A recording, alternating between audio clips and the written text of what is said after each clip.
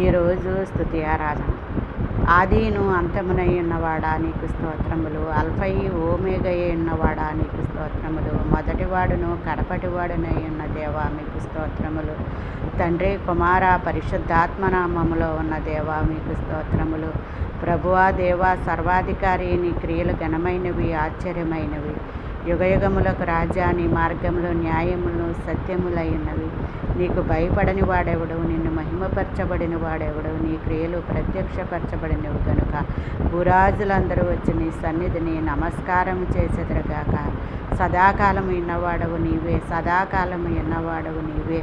యెహోవా వరదలు ఎలుగెత్తెను, యెహోవా వరదలు ఎలుగెత్తెను. వరదలు తమ అలలను ఓరెత్తినట్లు చేయుచున్నవి.